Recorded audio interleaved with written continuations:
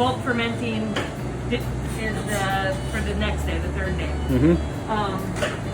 But we haven't even got, we got a delivery tomorrow. So Okay. you think this thing's packed now? Yeah. Get a whole nother one in there. Yeah. So what pizza are you showing me today? What pizza are we doing? Well, we'll make a pan pie. Yeah. Because I know you want some of those. Yep. And then maybe we do an old graybeard too, yeah, possibly? Yeah, graybeard. Cool. And this is where, so my pan pies, I call them a pan pie because it's somewhat of a cross between, I took what I liked both about the Sicilian and the grandma style. When we cook them off and par bake them, there's the bottom is oiled. Yeah. So we get a nice little fry going on the bottom. But I don't let them rise quite as much as I do, as you would if it was a Sicilian. But they're definitely fluffier. So what do those bake at? What's the process behind those? So the par bake. Yeah. You're talking about the temperature. Yeah. Temperature, time. So then we start these at 7 a.m. Okay. With the first push out. Yeah. Give them a second push out in the pan, probably around 8. And because it's been cold, I've been using my oven in the morning as a proof box. Okay. Because I don't have a proof Just box. Just as it's being off? Yeah. Okay. The residual temperature from the night before is about 90, 95 degrees, right. Which is like perfect proof box temperature for these. So we'll throw them in there and it warms the pans up and gives me a little kickstart to get these things. So is there any forming ahead of time, like to get the crust on the edges? Yeah, so we push bit? them out. You can see, you can kind of tell where it's been pushed out a second time. Yeah, we do about 3 pushes because you want to get them all the way into the corners. Just a light tug. Yeah, these pans are rounded, so I have a rounded edge, but you want to have an edge. Right. There's nothing worse than a pan pie that's not into the corners. Right. You know? Right. And then we let them rise probably for about 5 hours. Okay. Wow. In the summertime, it's like more like 3. Yeah. And now these are the ones that are very limited in quantity. Okay. Gotcha. Exactly. So they're par cooked. Like I said, par cook them at a lower temperature than we finish them at. The par cook is around 500 degrees, and we finish them at like 560. Okay, got it. Which pie is this? We're gonna build you the musharoni. Awesome. Which is the award-winning. The award-winning, and actually, so I know I won at the US Pizza, but this pizza also took second place in the pan division at the International Pizza Challenge in Las Vegas. Ah, nice. But there's no like. Were you and Laura there at the same time? Oh, we're always there. So that was 2018. Okay. I missed the world title by 0.1 points. Ooh. Yeah. That was with this one? Yeah. Wow. It was brutal. Well, I'm honored to try it. For the pan, for any other divisions, the traditional, non-traditional, they give plaques and money for like first, second, and third. Okay. For the pan division, it was like second place is just first loser. That's it. You got nothing else. No plaque, no money, no nothing. So mushrooms on this. I got 2 mushrooms on the line here. I have Hermini's, which all my mushrooms I buy from a local dude, Duncan. Okay. Gourmet growers. You can find him at the farmer's market in Healdsburg and the farmer's market in Windsor. Awesome.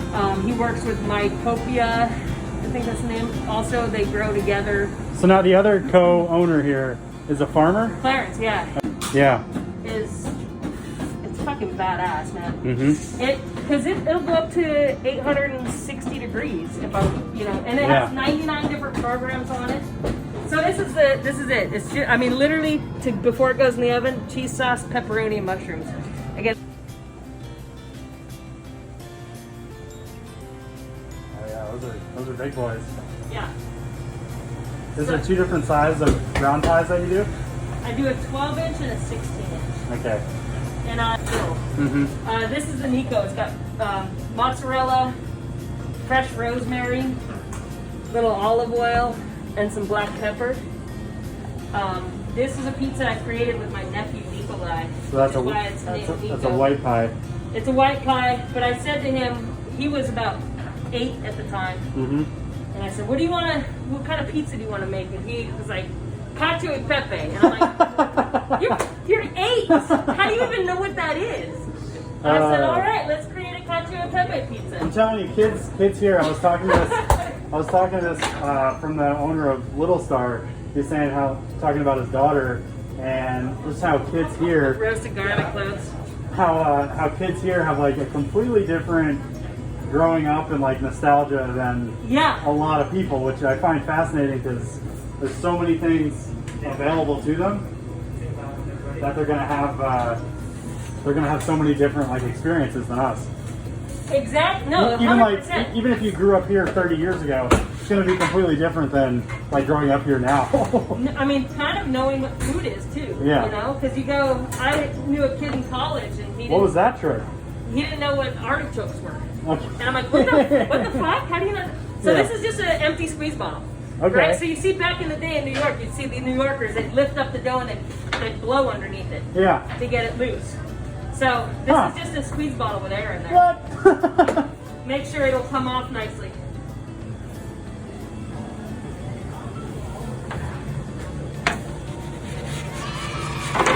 Sweet.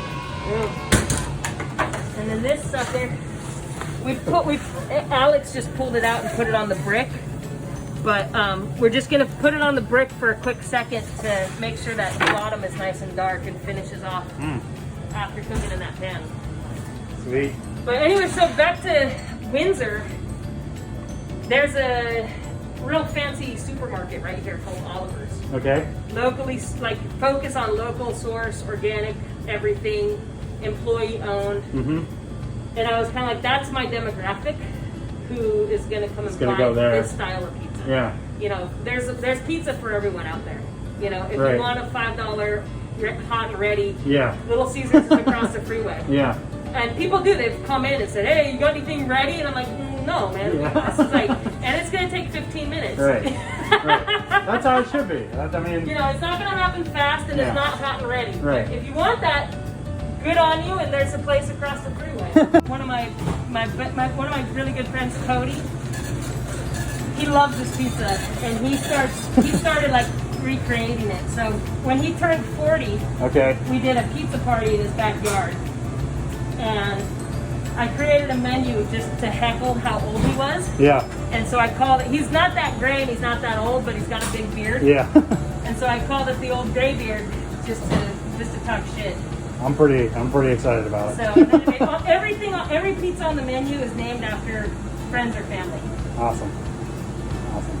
And a lot of them are nicknames. How many pizzas are you typically selling, like, on a day like today? On a Tuesday, we'll probably do 140, 150. On a Friday, Saturday, we're looking more like 220. Okay. Oh, yeah. So this comes out, we talked about it, hits the rack over there. I was very, very enamored by this. And I hadn't heard about it before. No one I've talked to, not a pizza person, but like non-pizza people when I brought this up. No one has thought about it. So it's, I mean, you know, because if you move it too, you can even, if it like, you can feel the moisture underneath. Do a lot of people do this? Yeah. Like in competitions, is this like a known thing? In a competition, 100%. Okay. If you're not doing that in the competition, you're screwed.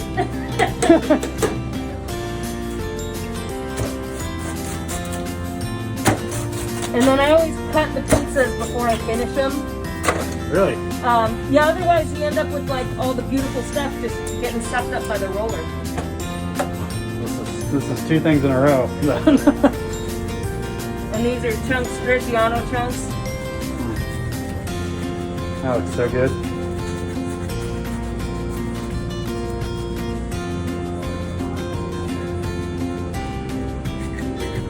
I've recently become obsessed with the cheese on the bottom pizza. I just think it makes so much sense. I don't know why. Dude, it's so different than like what I grew up with, but you know what? When I was younger, and I'll tell you how I used to describe it. Is when you eat the pizza that had the sauce on the bottom, and the whole thing would come off. And like you get teabagged and burnt at the same time by the hot cheese. So there's the macaroni. That's great. Yeah. That's awesome. Thank you. It only gets better the older. Yeah. Harder to work with, but right. Yeah, it can be. Yeah. I have a hard time just letting it be. Yeah. I want to mess with them. Yeah. Silly, but.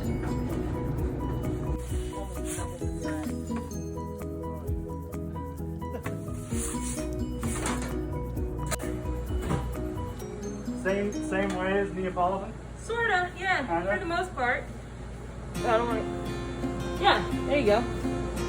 It's been a couple years. Avoid the edge. Push the gas towards the edge so you don't press it down.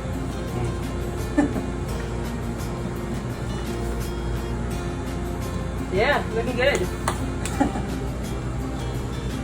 It feels good. I'm not doing it right, probably, but it feels nice to do it. At this point, when you start, you're not really doing it wrong though either, because it's different. It's like there's 101 ways to skin a cat. Right. If the end result is the way you want it, then the end result is the way you want it. You know, I tell people when I'm training them, I said some people go left, some people go right. Right. Right there is about perfect for that push out. Yeah. And what I do is I'll let the weight of the dough kind of stretch itself out, and I just walk it around a little bit before. Yeah. See, I was always the slap. The slap works. Slap works as well. Beautiful. Again, different technique. Yeah. But you end up with the same result. I've just never made. I don't think I've ever actually cooked one this big. I've tried to like get the Neapolitan, like 4-ounce dough out this big, but for me, it's more about that first push out and not totally degassing everything. At this point, would you? At this point, I'd pick it up and spin it. Yeah. Back up the steps, you don't hit that. Yeah.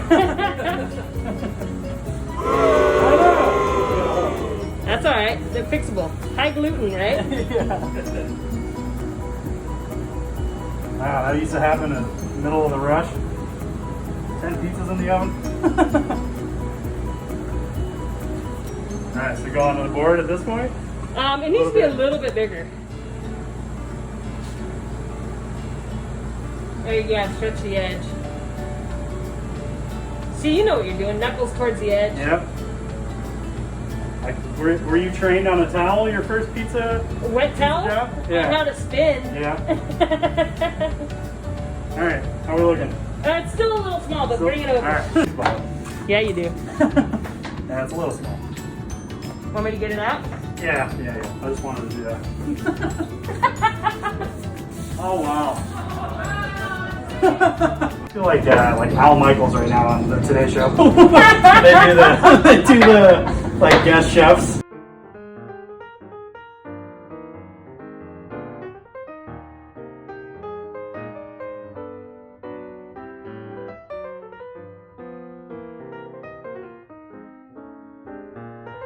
Squeeze bottle. It's been on the tray for a while. I don't know if it's gonna go. Yeah. See that? If you can see how the air went all the way through. Yeah.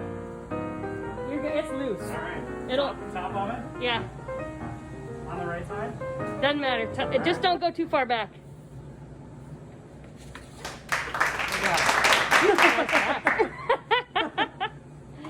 Nice. That's my favorite part. Thank you.